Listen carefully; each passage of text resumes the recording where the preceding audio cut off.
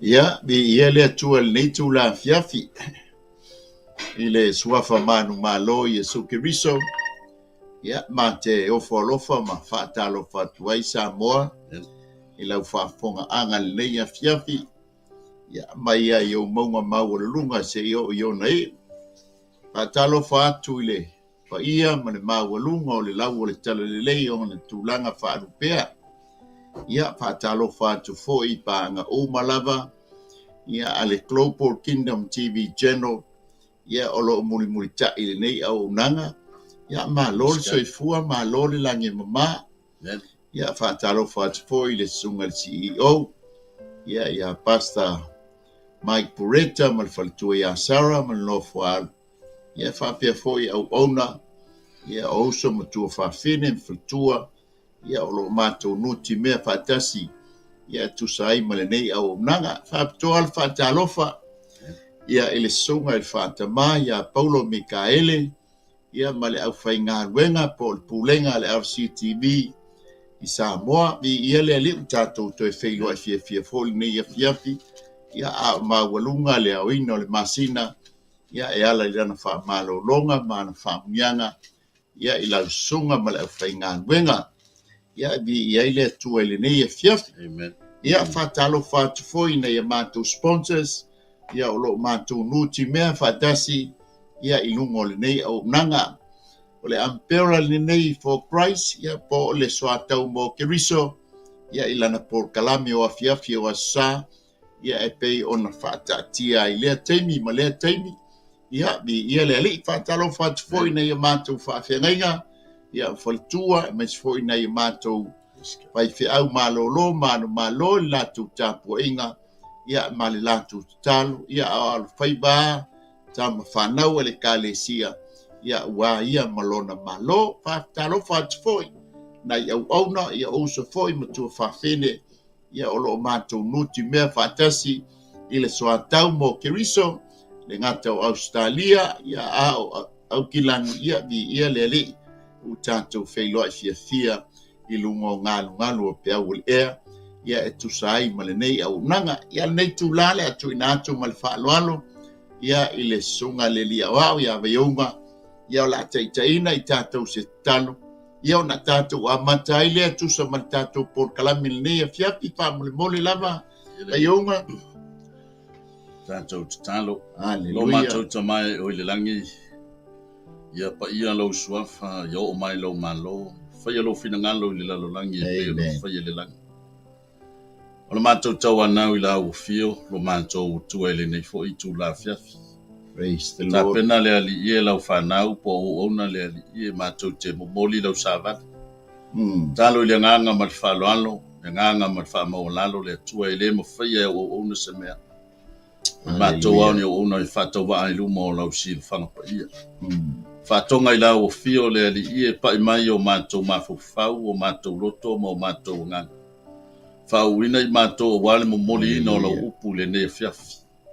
E maise foʻi i le faalogologo i latou o le amau o le avanoa e faafofoga ai. Ia alu ma le mana, ia faapea ona matou aulagona faatasi i lou fetalai mai lenei afiafi.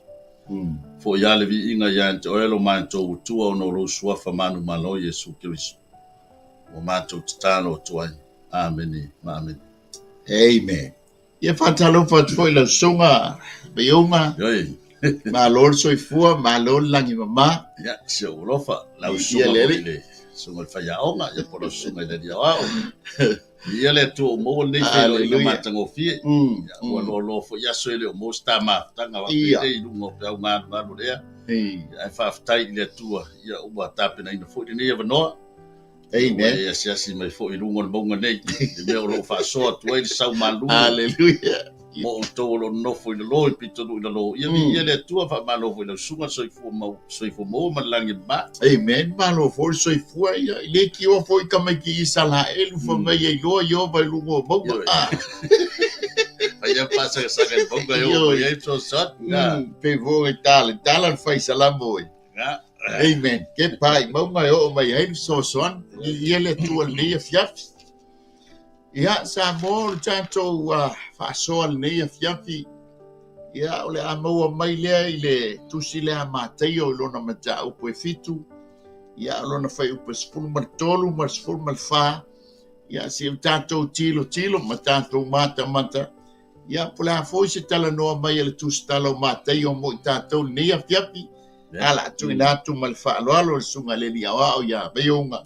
Ia na te whangaina le afionga le atua mo I tātou. Amen. Ia whaafonga mai ia. Whaitawina o le afionga pa ia le tātou tua. Ia o tōru atu I le whaitutoa vāpiapi. A wae vātele le whaitutoa. E lau tele fo I le ala e tau atu le malaia. E tō tele fo I la tau o e ui atuai. A wae vāpiapi le whaitutoa. E lau I titi fo I le ala e tau atu le ola. E tō e titi fo I la tau o e maua. Ia whamanuia le atua e tusa ma le whaitawina o lana whionga pa ia. Tu mau ia te ia le vi inga nei maso umai o le whaavau lava. Amen. Amen. Ni ia le atua. O le tātou mata le tātou mata upu ia o le whaitutoa vāpiapi. Ia ma le whaitutoa vātele. Amen. Ia o le māneia fo I o le tala noa mai o le tātou tus whaitau vai o ngā le fiapi.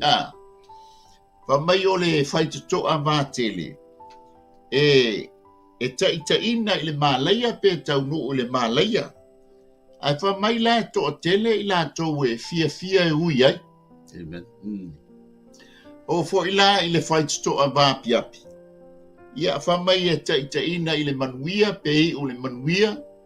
Ia ai wha mai la e toa e titi lātou te uia pe fia e sa vali ai. Aleluia. O le mata upu le fitu pai o unga pei o le la unga muli lea a Yesu po le baenga o le la unga a Yesu lungo le maunga. Ma taulia la e tala mai ia le mata upu e lima le a mata mai le la unga a Yesu lungo le maunga. Ia o loo au mai ai ia le wha amu ia e lima. Ia lai wha mai nisi o skola o le mafua anga le na wha ingoa I le maunga lea. Ia e wha ingoa o le maunga o wha manu yanga. A le lai wha ai u mai ia le sermon po le launga le nei a Yesu. E wha ai u mai I le ngangana wha metafoa. E peila o na iai ia le whaitutoa vātele, ia ma le whaitutoa vāpiapi. E totonu le launga le nei a Yesu. Ia o la tala mai o lai ai na, ia lesi ngangana wha metafoa. Le wha pia mai Yesu, o outou o le masima o le lalolangi. O outou fo i o le malama o le lalolangi. O le metafoa, e pei o se ngangana fo I lele fai mai o se object po se me mawhai ona e pai iai e mawhai ona e mata iai ia ma e mata iai po le aso na o ngā taua ia te oe ma tātou mata la I le masima e mawhai ona e pai le masima I mwhai ona e mata le masima, te lei o le au ngā le masima, I le tangata soifua, ai mai se ala na mea tau mafa. Amen. Amen. E pei e whapena le wawa I atu le tātou tusi whaitau le nei e fiafi. E pei o le wā a mata mai I le ngangana wha metafoa. Ia ai whai mai o le whaitutoa wā piapi. Ia mo le whaitutoa wā tele. Tātou mata lea po whia tonu wā le vai mea lea iai ia le Yesu ma le launga I lunga o le maunga. O le maunga lea I lunga I Galileia. A e tū I lunga o le maunga lea wala wā mea ma se tasi o mata anga I lunga o Galileia. Ia e te baba ai mai lalo I le tātia atu le sami Galileia. Ai le tiwa fo I ave I lunga le mafutanga le a Yesu ma le motu tangata. O na iai le awala le sau mai lunga le north side. e ui mai lai kapana umi. E le ai la se talitono, o le ai la se si. O i lava le tangata e ui mai i e anga i lalo i Afrika, ia maoso i lalo i Jerusalema. E le ai masesi e le whanongoina, ia le leo le ta lili lungo le maunga, i upo fetalai e Yesu. Amen. E lana mai le nei tū la fiafi. O le tātou au tū le mama ai antu iei. Tau mawhai le whai toa e te tau nuu ai le ola. Amen. I le tātou ngangana, e pia tasi al whasa moa o le upu whaperitania o le Kate, ia ma le upu whaperitania o le toa. Ai a tātou mata iei, e ese le, ia le Kate, ese fo i le toa. O le Kate, o le symbolic po le simple Kate. E tala noa i le ulufale ma le ulufafo. E tala noa i le mana, ia ma le authority, ia po le aia tatau, ia po le pule foi. A o le toa, o lona symbolic po lona simple. E tala noa ngā o le ulufale ma le ulufafo. A le ala tātou mata atu i, o le whaito toa mā tele, ma le whaito toa mā piapi. Amen. O lo tala noa le whaito toa mā piapi, i lau filifilinga i le ola, o le manuia.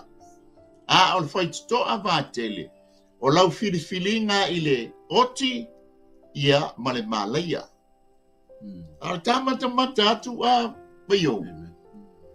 O le afoia, o le mauti noa po fea langa whato a i loa le i unga, i o i le wha i unga o le whaitoa po le ala.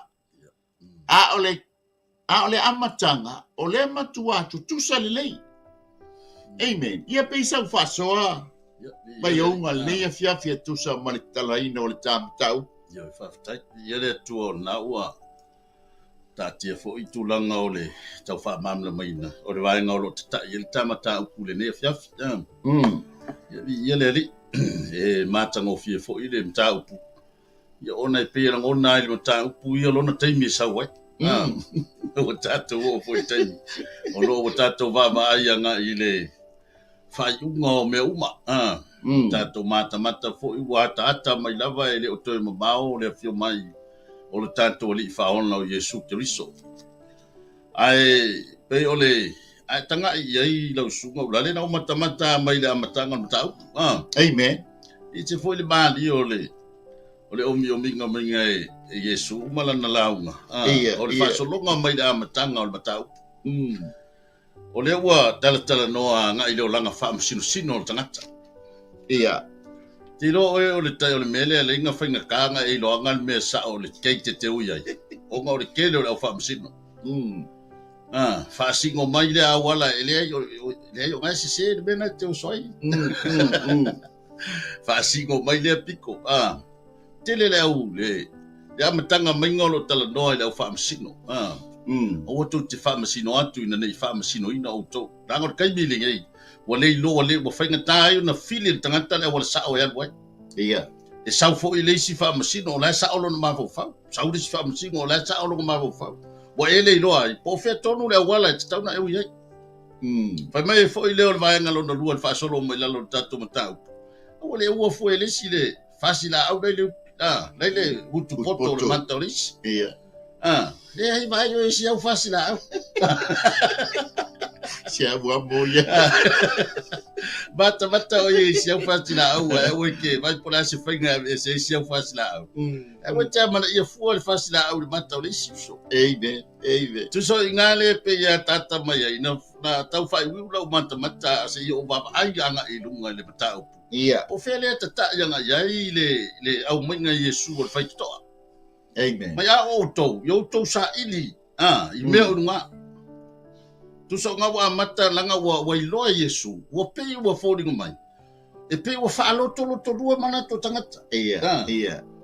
Pe wa sau fo le apalai no le piko la ufa sayo yo la usatu kayo ila to lo tau mo fai fo ila to yo pito la. E se fo male o ngale ka mo fai ko Yesu. Ngana tatala lo ia Yesu le ala nga wa pila na umatamata le faito na uma ia lo ma fo ale pe sa fa nga ma ia Yesu ia ai o to u ia tu le faito ole le faito ia lu lang le faito va pia o tamata le por asa so tanga le faito ya ki na ko ngi mai le ilo ma fo ia le Ioane le sfu fa fitu malaiva na lo ia fa upu na fa pe e moni o te whai antu i ante o tau. O au nei o le whai tuto au mamoi. Amen. Whai poiva. O au nei o le whai tuto a whai e ui mai se tasi ia tea. E whao leina ia. E aru atu mauru whale. E maua fo ia ia le me.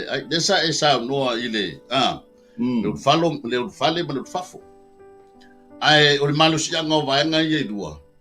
O le pule te alu e se atuai. Ma le pule te toi o le whale mai. Le se senga o malo si anga o le Kate. Ma le malo si anga o le whaitoa.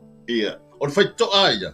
O tangata lava i o le ainga o pule ia le ainga ia se la ko whaitoa. A o le Kate. Ma ai po ai le whafu.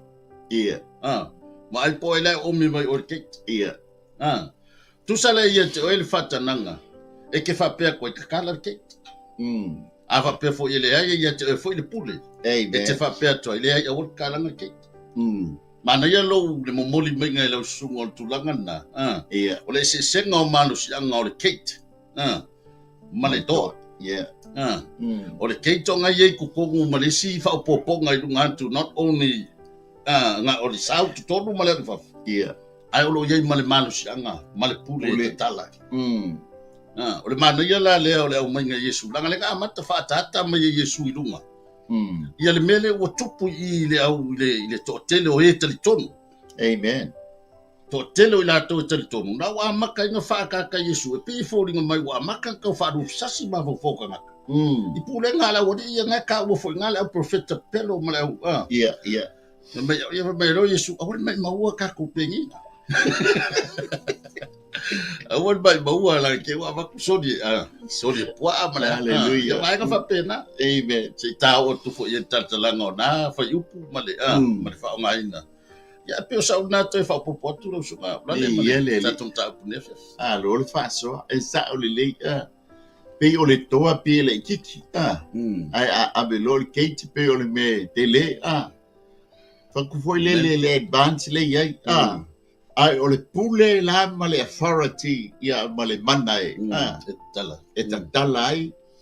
Pela ona iai wa o le mafuanga le ngalenga mai e Yesu ia le afo i whai upu ia. O le whinaunga le awali. Ai te mata i le whai upu le sfururua. Whamai le whai upu le sfururua. O mea o mafo i tau te loto iai ia whai e tangata ia te outou. Ia whapea lava o nau tau whaia ia te ilatou. Ma kauria fo i la o le mafau o le au sa tukaio ma le au farisaio. E kusa e fia la tau e whai atu i tangata e whai le melea. Ai musu e. Musu e whai mele.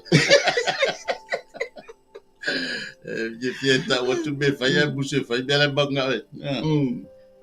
Ai o le taua e le au nisi o mafau o le tuspaia. Le whaai unga le whai upule e spulurua. Whamai. A wā o le tūla fono lea ma le au perfecta. E peila o na wa ai o wā o le mata upule e fitu. Ina le whai upule e spulurua. O le whai ngō fie i o whamai Yesu. I au tōru atu le whai stoa. O le same story po le tala foi le leta ua mai le Lucas futonu. Fai upo e lufu lua ngai fai upo e lufu fitu. O la fai le whaamsio ngā Yesu. Ai saule tau mai lo Jerusalem. Ai fesilia i lo le stangata. Wa mai leli ie. E to ai titi e ai whaolaina. Ai wha mai lo le talai atalia Yesu. I o tau fina finau. Ina ia uruatu le whaitoa vāpiapi. La le se senga la menga la inga whai Yesu i tangata i uteia wa mātei o le tusia le tusi. Le ave i tangata i uteia. fa mai I autou luatu I le whaitotoa mapiapi. Pi whai ngofie lona momolinga I tangata. Pauan mea o le tau pauan mea o tau stai urfali. Ai o mai I le tala luka. Mataulia o luka le ave I tangata o nuesi. Ai o mai a luka e fa mai le tala Yesu. I o tau fina finau. E pia tau mai. E iei le tātou ngā nuenga mua whaia. Whako au whale le o. Ai ona whapea o le amai I tangata o nuesi. A le tangata I utaia. O le freedom le ave I a latou. Paual mea o le urfali. Paual mea whatau nu. Ai o mai I tangata o nuesi. E iei le ngā nuenga le tangata o nuesi. Lango wha mai. I o tau fina finau. O le se senga o le outou fina finau. Ma le whai I tangata I utaia. Uluro. Uluro ai ko. Ia peitau whātoa. O le matango fie fo I o le vaenga lea lewa e ta ua I ele ngā luenga e taun tātou whai aina. Ia tātou ulu ai tutono whaito. Langa o le ua tu mai lea wanoa I whafo mai o utaia. O tu mai fafo le avanoa petalia. Ia, o le mea mua ngā petalia e tangata o nu ese. O inga la o le fina finau le nau iai le tustala. Ia luka malana ia fo I tustusinga. Ia. E iai le ngā luenga le tangata o nu ese fai. Ia. Pe tau te talia, le fai tutoa le au mai au tau te uruai pele ai. Ai lai titi asi vahe ngai fai kako. Ia. E mo ia ngā ngā mai pe mamafar ngā luenga. At whaingo fie. Ngā kako whapea kua, ioe Yesu ka whio mai lolo. Yes. O te vea oe ma whaitutoa, o te whio uru whaitutoa nā ua e au mai ia te. Amen. Whaftai fwoi mo whātananga, whakanganga wa au mai ia te. O te mawhai e on o uru te tono nā whaitutoa. Amen. Vai oe. E uia ua pei ua ngā o se me fwore le pei e whainga taha I le tātou maho whau ma le whalongo. Ai ringa o, whai mai hale, I le tala hoi lea aroma, Paulo I aroma. Le o ngai lava, wala talata I o gutu le upole. Le upole ola. Wagata lata lava yate, le upole ola. O ngai lava o yate, oi. Paua se o me whai. O tadia o le whaito. Amen. O le tadia o le chance, male au, male ava noa le wau mai an tanto. Tatu te, whao ngai nai le ava noa. Amen. Io lau nā, toi whapia tu. Ieleli. Le māleia I o le tala le aluka. Pa mai leo Yesu I le lilenga pesini. A kula I loa la le matai. A o le teimi kusai. A o loa le teimi e tu la I ai le matai. Ma ta puni le whaitotoa.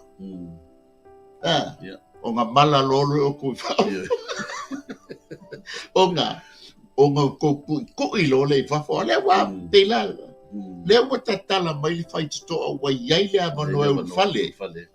Ale maa wa mai Yesu leli. A o malor kei me kula I eni matai. O ngā tui lo leo le matai. Ke lo la kei miri ei. O le maua le avanoa. Al pisili le whatu I ne fiafi. E whape whenga o loa le whaitotoa wa piapi. Ma le whaitotoa wa te. Langa I Pauli mbele o le keite. Le ka kia mai keite lua. Whako ai loa. Whako ai. Whako ai loa I on whai unga keite meu ye. Whako ai loa I on whai unga keite ia le unga. Amen. E whape whea langa o loa. Le lepa mai e lau skola e whai upule sulua. Whai unga. Whai mai. A wā o le tūla fono lea ma le au perfecta. O le ave sao ai tangata I utaia e māsangi le tūla fono, māsani upo le au perfecta. Langa I pepese mā lātou o le tūla fono mose. Pepese mai lātou o upo Elia, o upo Ilseia, o upo Jeremia. A voi pesili le Yesu le Iongoso. La se kou whalo. Se wha mai o oio perfecta. Wha mai o oio Elia. Wha mai o oio Ione. Iela.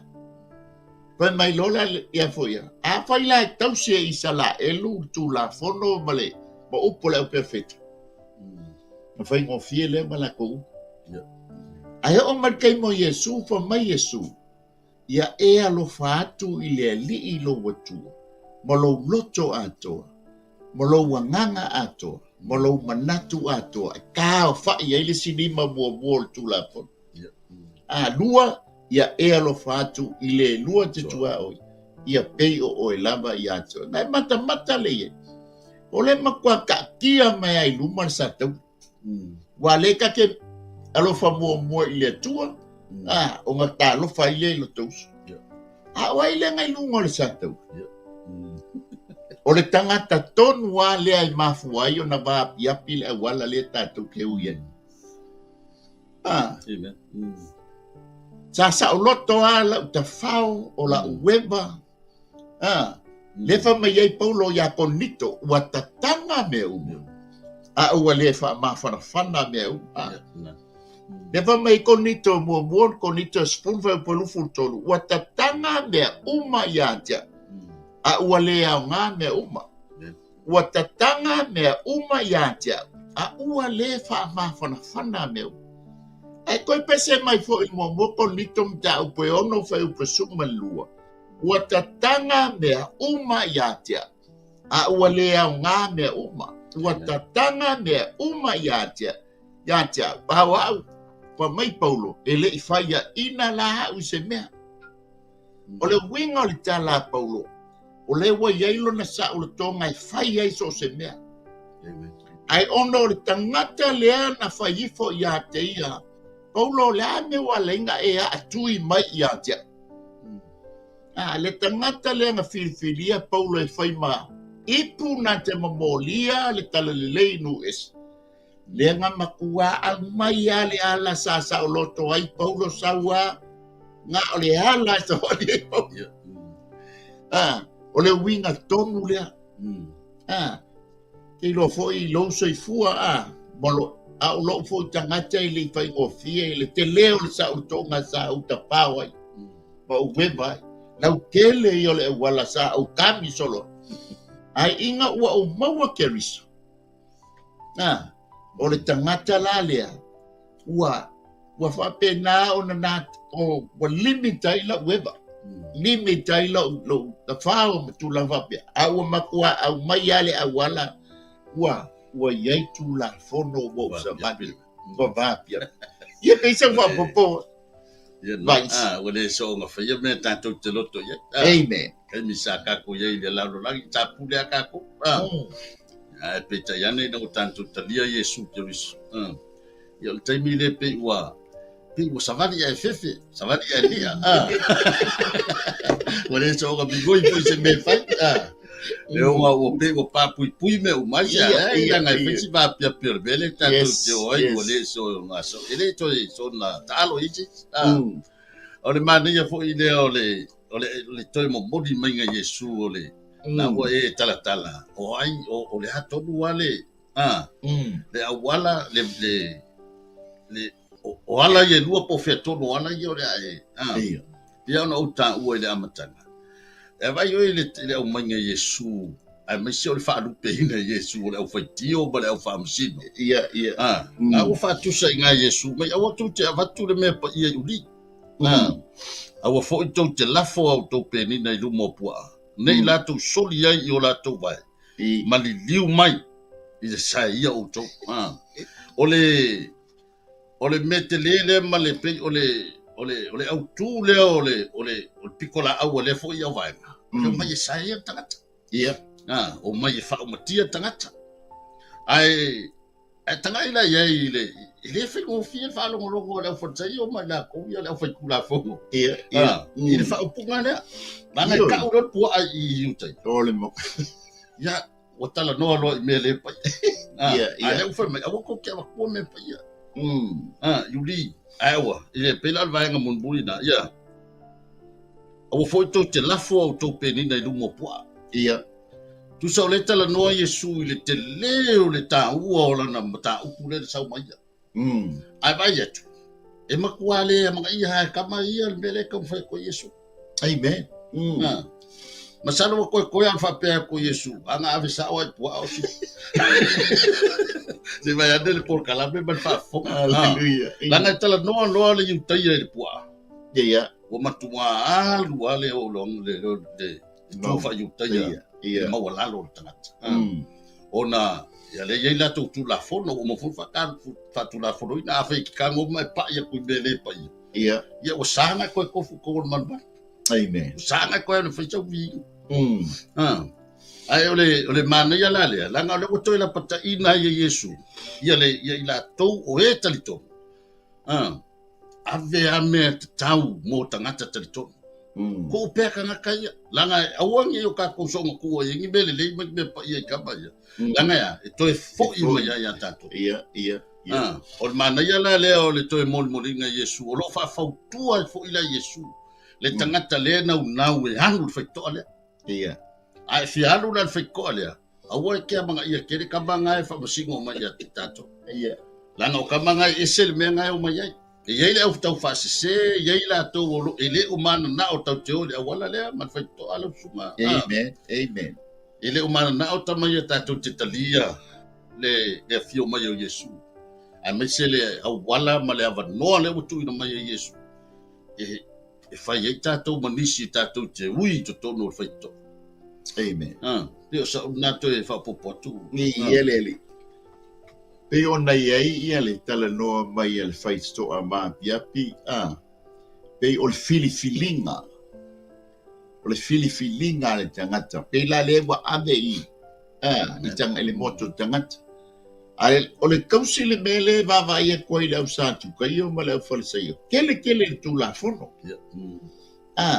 koi mamapo kele upola perfecta ele anga ai o wa bela le tu la fono ma upola perfecta wa ngalo ai lato le tangata le tala noa o ia e ia le pule ma le mana e makala ile keitile e ui la volepa mai senga o ai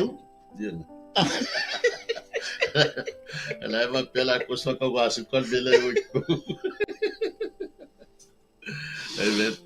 pe ia o falti fanga te tu loa asia manto ia soia pe la o fia asa e pe la foi mo fie asi tempinga o saka ia popo ia po se a kinga vole de pe e se o popoli mo ngetsko ingo kanula ele fa pe ngala keitile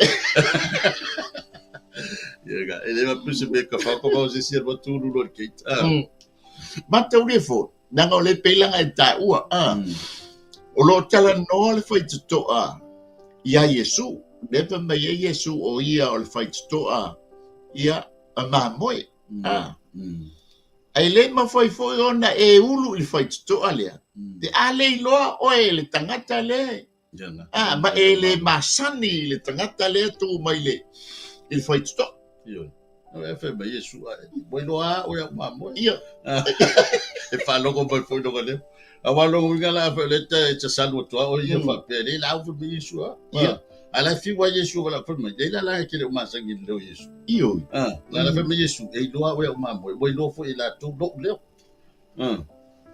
o le fai mo fienga o le ulu le walina ne fa mai ulu le va ile fa to ba wa foi le e lo le taita ele leo mamoe kaika wa masangi foi ia kaika ai wakula le tangata ese e fiula ka fai o le la nga ba wa le fa mai luka nga kula ia le matai loka lo mal fai ko pa ko e kulola la woli ile e va mai lo Yesu o ke le lo ko ava misia ma ko fa ia ai o nga fa mai lo Yesu o nga o to o tangata a bio le o le se senga la o fa to a ia lua amen a fa pe o e fa ia le a mio to no le tua amen ma o foi na tu lo so fu ai fa nga ina mo ia mo lo na fina ngatu o te tali tonu sa iai tu ina nau sa masangi ai lo tangata ai ina wa e talia Yesu ke riso e fai mali ima faolo lea lafa mai ai pou wa lea o ngā mea uma aisea lea nga wa e fa mua la le fai tutoa lea o Yesu ke riso o le tangata lea wa mafu ai o na o ona va piapi le faitotoa lea e te savali ai ma tātou sa mavali. Pa mai le tala tusi pa ia a faina bala awina oe bala awina oe a o e sa o loto i le lalolanga. Bali e leo lo loto. A e uru fale mai to tonu o le whaoratanga. E fai la oe ma polonga ke riso. Ai a faina bala awina oe o e polonga i lalolanga. A e uru fale mai la i tonu o le whaoratanga. Ona malie leo lo loto. O le a fai oe ma sa o loto ke riso. Amen. Ona wa. Onga o lea wa. Wa tiai uma mea sa e tātou fia iei. Ai wa matua wa pia le a wala le te aruai. A le mea fo i tāua. Ngā oe a le te sila fia le ala lea. Ngā oe ma le atua. O le tātou te o umai le a wala. Ai ngā oe e te iloa le lei le lautele ma le ba piapi o le ala le te savali ai. E lei loa fo il fai au po le ale po e savali le awala lautele po e savali le awala ba piapi. Ngā oe ma le atua i le lua fellowship ma le atua po le lua relationship ma le mai Yesu Keriso. Ngā ilo le leia le a le aila o ke le o savali le ala ba tele. O leo ke savali i le ala ba piapi. O ngaya. Woti lo tangata tuai. Aya, ai whaafowina le tangata fou. Le whai mai eiko ia paulo ia kolnito i lua, ma ta au poe lima whai posu marfitu. O se wa ia Keriso. O le tangata fou ia. Wa ma oti mea tuai. Pa wa ma bae mea tuai. A ua whaafowina mea O le winga tonua leo le tala noa a Yesu le awali ilea. Le anga o le toa tele le au faraseio ma le au sa tukaio o le sa mabali le awala ba tele. E leo manao la le ia Yesu i le tangata tangata ia po le moto tangata. E fono i le awali ia. Ai tau mawhai ina ia ui ma i tono le mele sa wai o ia. E whaia lona fina ngalo i le lalo langi. E pei ona whaia le langi. Ia pei sau wha popo. Amen. Amen. Popo i le fetalenga Yesu ia me se futa tatu to to mana na tunga la nga ile ma le sa ta vale bai mo. Ia. Mai le maana te ena ile tu funga fa fale ma tu la fo. Ia wa ve ma atu manu o pitoru. Amen. O ina le fa tau fo ia fo ilo na pitanga i tono tatu tau. O le te ena i la tau nei ma le au farseio ma le au satu kai o le au fai tu la fon. O le fio mai o Yesu. A tonu o le wha malmala maina lea o peina e sa unoa. O le ilo le leia Yesu. O le au ula ia o le awala vatele. Aisa. Langa lau te leo talia ina Yesu. Whawhai ngō fie lal tato mtau. O ina tonu wale le ingo ngā kusi le au Yesu whai mai. Iau tō mātala. Langa yei mea, yei fo isi pito la au alvaenga le ngaka mwhai. O le atau mawhai mai e te e ale le upumoni le ansau o Yesu. La tau te le talia ina Yesu, whai mai Yesu na ou sau ilo unu uana. La tau te ena. O inala le iona, o le nau ta ingala on porkalame le nei afiafi. E le o le taimi le nei o tato iai. O le taimi o le tato suasua e avanoa i tono o le awala vapiapi. Ia. O le ale winga o le awha amatalanga.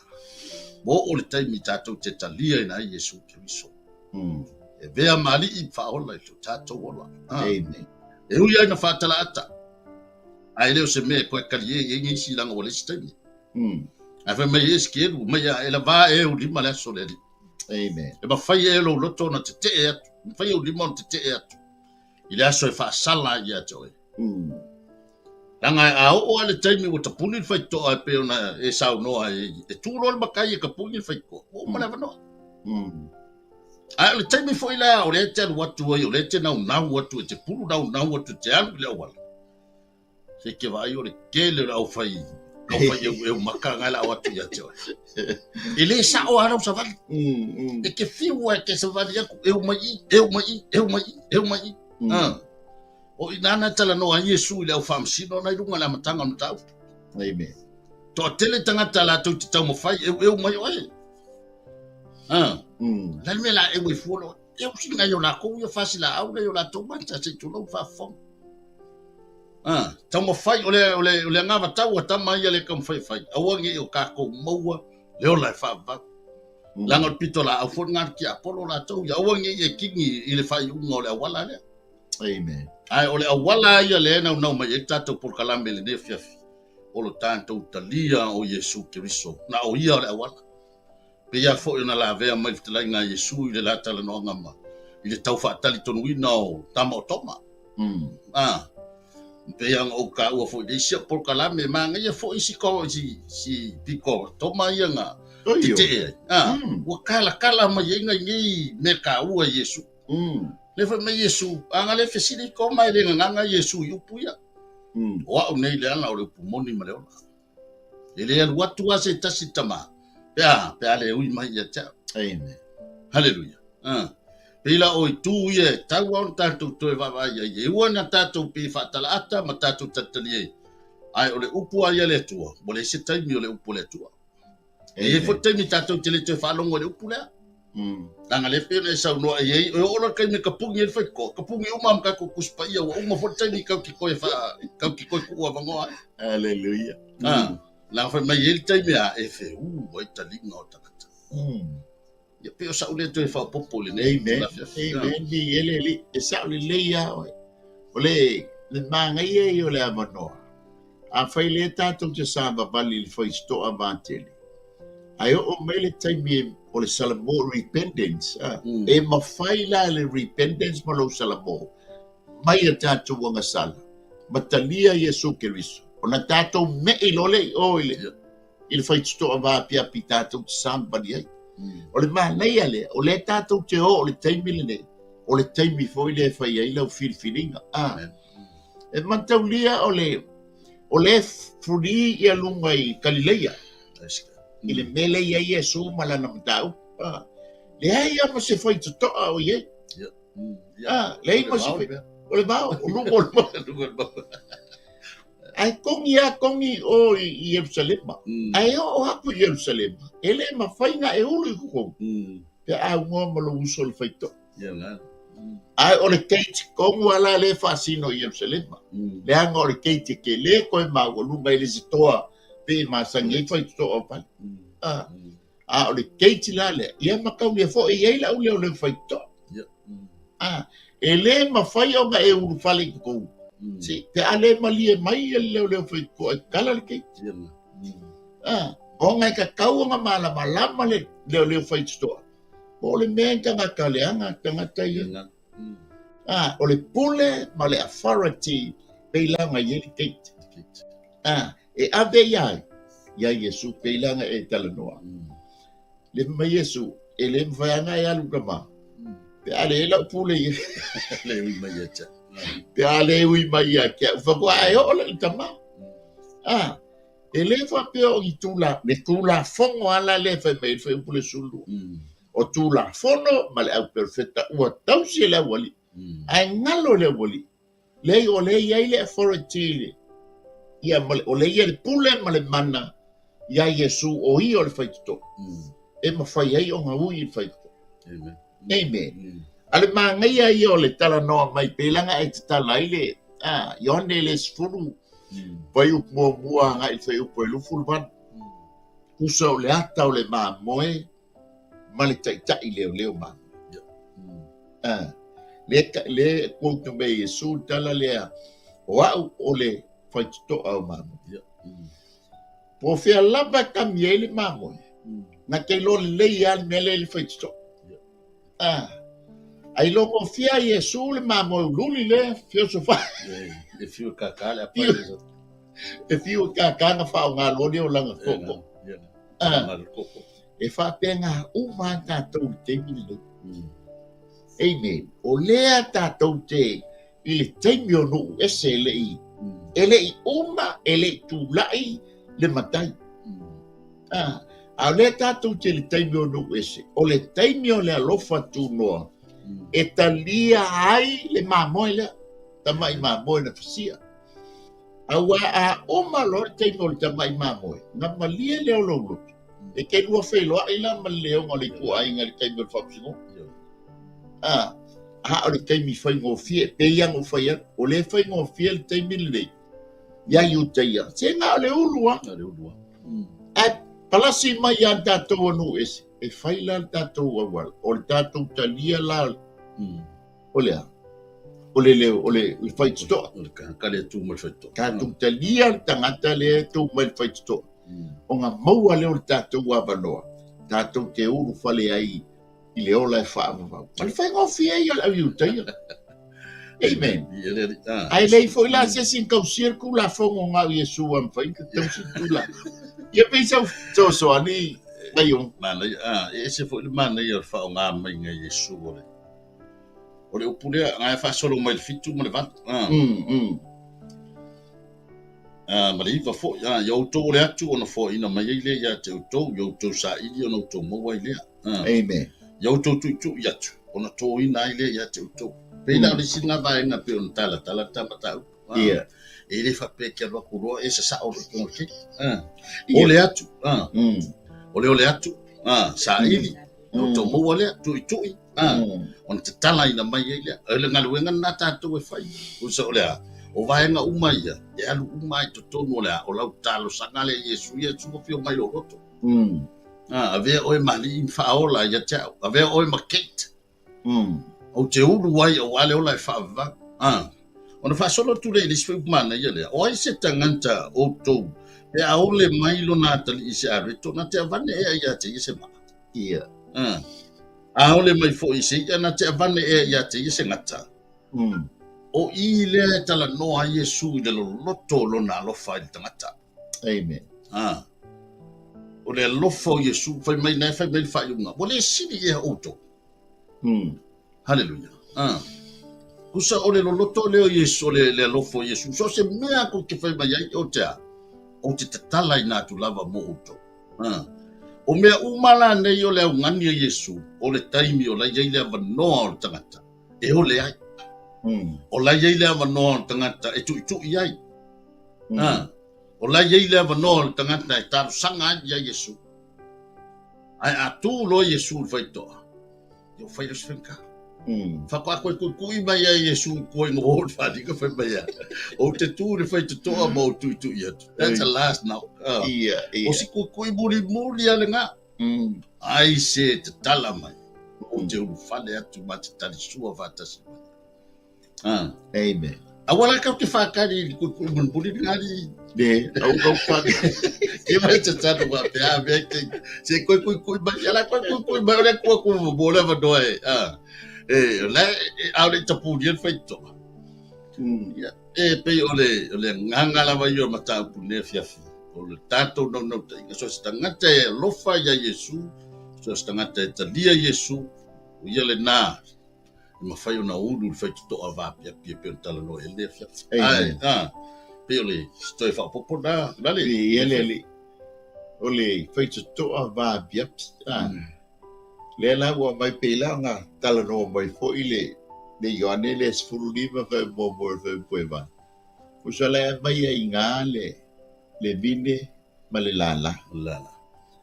O le binde pi o le fo tala no ya Yesu. O la lala. O le lala o le binde le fu la. A le fu la le lala o le binde. Ngabala le o la. Ai fua lo le lala. Pei lao i a sa fua o le anganga. E ola ai le tangata la le sa vali i le whaitotoa vāpia. E sa o loto a le tangata le uile i le whaitotoa vātele. Ai lo le whai mai e peo na whai mai e le mua le yole me ta upe lua whai pasfuma le ono.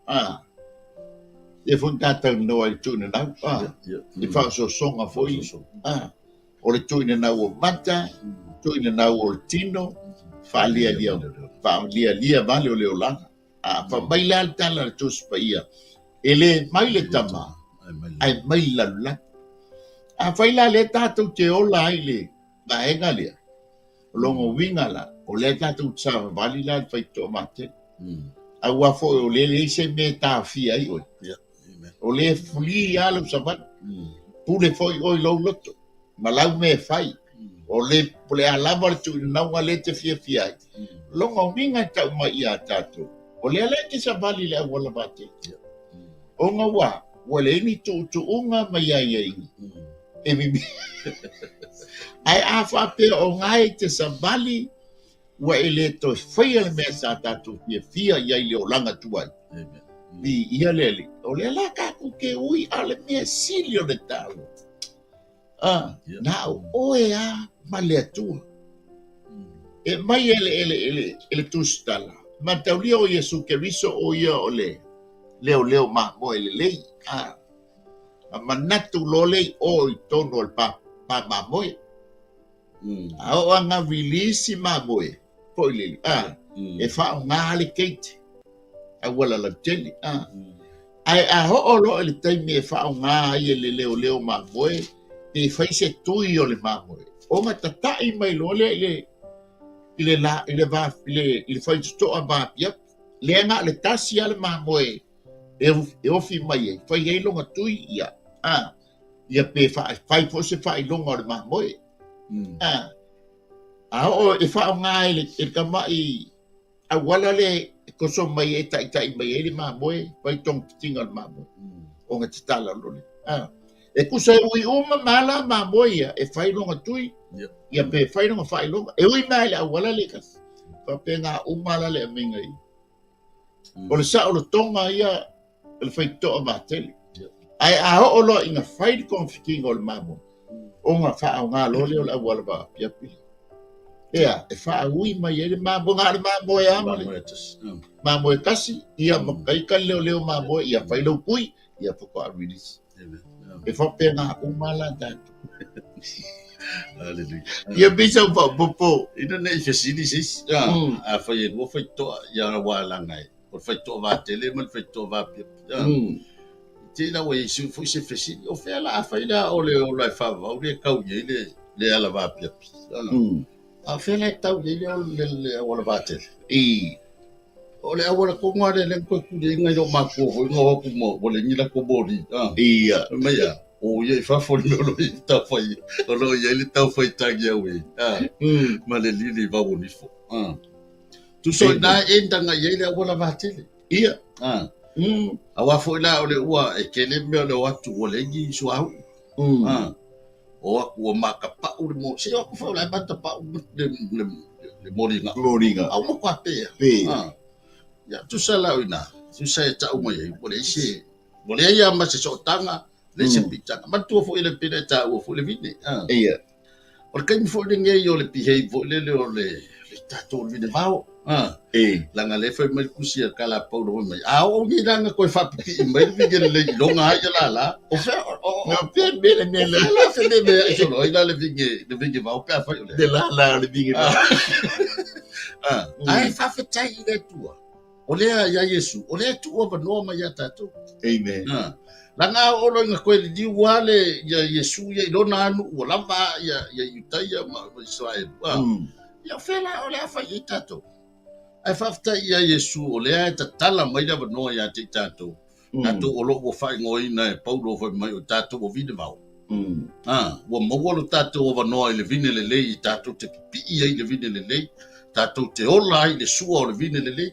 Kausika ko le vine le lei. O le o kako ai la I fa mo yang o vinge le le la lan tato nga wenga fa ya tato fa ai tete ina nei to sala se ina tanto amen no no winga le ngata la mo wo tato o no ai tauna mo na fua mai fo in fua amen no mai fo mo winga se ka ko nga wa ni hallelujah amen o le sau tato pa o le va piapi uatu I le ola ai to ai titi e la to te uia o le fai sto a va tele e tai na atu I le malaia ai fa maila e mo ko o kele o la to le uia Ai ole fesili pe un kau dali le fesili. E fa pe fea langa o lol foi sto abapia. Amen. E ke loa e oe le lua ma fenga iai mo lo watua. Amen. A foi o ngai te au na i le tua mo lo noto a toa te o fe me iai ia le. Ma te o le lufu lua foi o kwe tolu fitu ngai tolu wiba. E alo fatu i le li i lo watua mo lo loto a toa mo lo wanganga a toa ia mo lo manatu a toa. Ia e alo fafo i le tu tua o ia pei o e lava ia te oi. Ai tātia mai ai, e tātia mai ai le ata o le sātaulo. O le tangata la le ilunga o le sātaulo. O le tangata le nā, o ia o le pule o le whaitutoa. Po o ia fo i o le whaitutoa. O lo ia te ia le pule, ma le mana, e whape nā o na tuina mai i le tangata. E uru whale ai i le ola e whaamau. A le whaala velawe, e ko e kiki le e ui ai i le vāpia, i le ala vāpia. E to i tite le to tele whamaia Yesu, lango Yesu le whamai, ole makua ko kikia.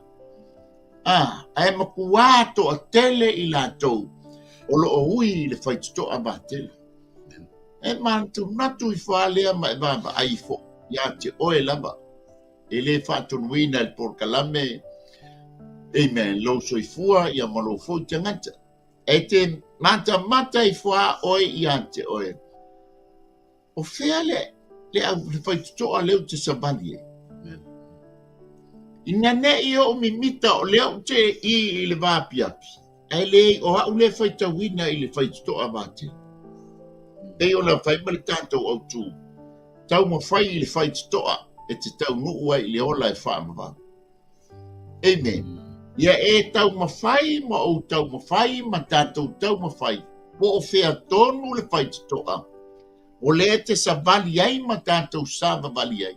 E te tau nuu ai le ola. Nanga o le si whaitutoa. E tau nuu i le oti po le malaia. Amen. A e sila e wha oe i a te oe mai maua. O leo kei lo le lei al whaitutoa o leo te sa vali ai. O leo te sa vali i le whaitutoa. Piapi. Amen. Langa wa. Whamai Paulo. Ua tatanga mea uma. A ua le wha mawharafana mea uma. Ua tatanga mea uma. A ua le au ngā mea uma. Amen. Ua. Ua sai tia le o langa o Paulo. Ona oai. Le tangata le o Yesu Keriso. Amen. O ia ua mafu ai ona. Sa vali Paulo. I le ala va piapi. Amen. Ia pe isa fa popo. Amen. Ke lo fo wala tel tatem. Ele na si toi mo pe ye lo va nga ya ti lo ta tu ta. Ele nganta o le tai mai o le ngana fo we ta dia Yesu Keriso pe ta dia le fai to. A ta ho ta tu to fa manusi. Ya te la tu le ko ku i le ngala. Lenga le ala va piapi o le awa i loa e mo mono ta dia Yesu. Papelo le o iaila o au na le o i la va piapi. E ina ia inga mana teu ngol vai ngana na tala no mai pito i la lohane o le tatou tau. Amen. A fai o tatou talia Yesu wa tatou get prepare for le o le wa kako sa vali mai Yesu. Na talo sanga mai Yesu e tau na fua mai ni fua. Amen. Lona winga ile te tau unto e fua mai fua ia na fua i o ile la langa. Ia. Langa ngai lua vaenga na tala no ia tatou le tatou mata au le toia ngadi mai Yesu. Ele ma fai ele la au ele vi ele to te ilo e la to yo la to la fua be tau mai e tangata se fui vine mai le la au tui po mati mai le la au tala. Amen. E fa pe foi la au le leita tasi ma fua mai i fua le lei. A le la au le anga e fua mai i fua le anga. Ringa pio se toia ngani fo le lia tate ya tato o le o tutu le leina o tato talia Yesu Keriso e vea mali i mafao. E te tau fo la na manu puipuia le fao tanga ya te tato. Langa o lea tala no mai ia le vaenga na lufu tasenga ilalo. Fa mai le sa watu le malo le langi la to uma o e fa mai. Ya te au le li ie. Na o la to wana la to fa ia le fina ngalo le. O inga la ui la vo le tatu tonu le. Ana suka la. Ia. E ui lava o tātou talia Iesu Keriso. Awalangi o kako whapea ngai a me o kako le o maua i le fi le vine le le. E tau na whae tete la i tātou langa o kako o la whapipi. Wana o se vine vau. O le whapipi i le vine le le. Ina le io o le taimi e koe fo i mai le vine le le. Ma koe ave sel longa lala. Ma koe whapipi longa lala. Ia au fiala le a whai i tātou. O inga o se toe o ngani fo i le tātou por kalame. Langa o le kau te ngau malava tātou te o i le ala vāpiapi. Amen.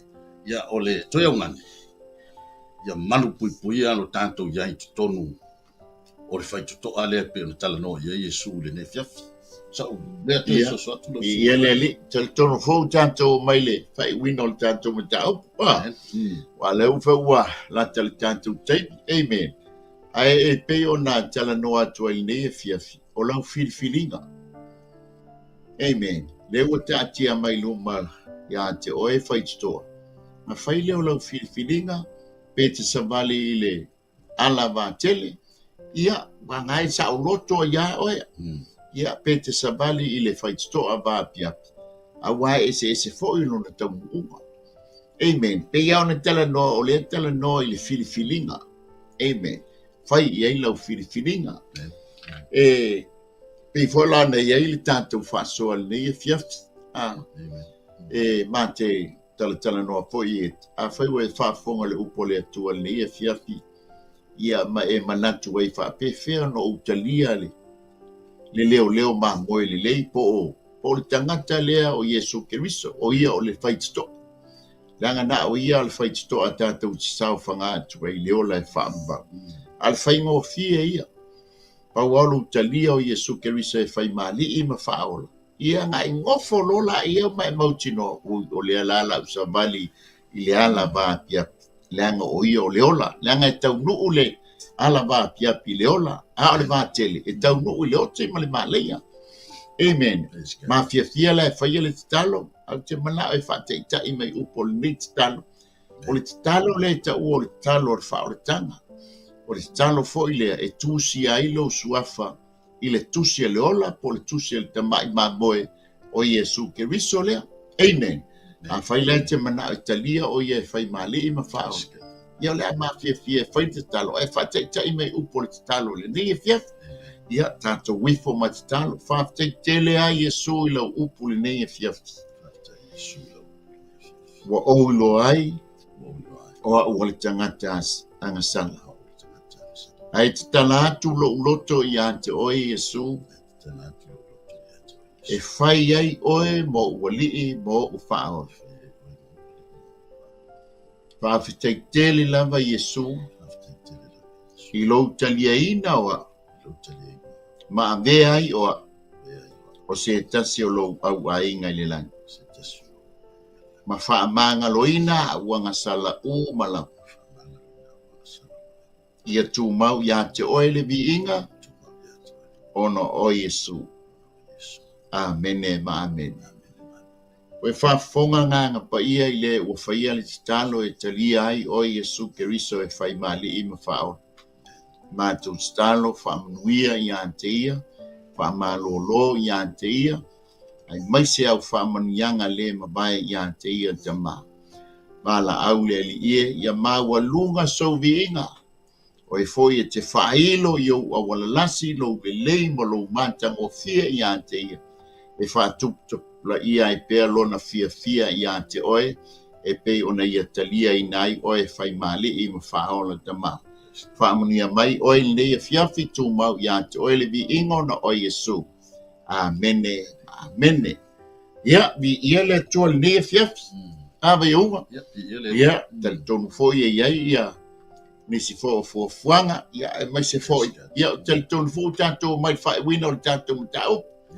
Amen. Ia sa mo le fo singa ngana wale tau te mali la fa fonga ia e matua atu na ale ole manatu ole au nanga awana ifano oe awana ifano i tanto ia tanto mo uma le ola e fa ba ia pensa so nonga le ole me sini fa tai le mo foi de ia vano fa soi foi do poleri Pia fo yo sa no le su fo ya dale ya ole ase tala fo i vole tau tamali fa fom ya ave ia i no le ai na o mai le nga ngole tua e tau fo se mele le wa fa so mai ia le nga ngole li mo tanto le ne fiaf la lo la vela suma mo le tatu fo kalam ia di ia le tua matou fa te tele tama uma nga ngwenga le tanganta e tu ina atua i lo mana ia e anga le lei ma so ni mai fa muia i so matou atuno fa mangalo fo so matou fa le ton ai tu mau ia te oile vi ingo no o Yesu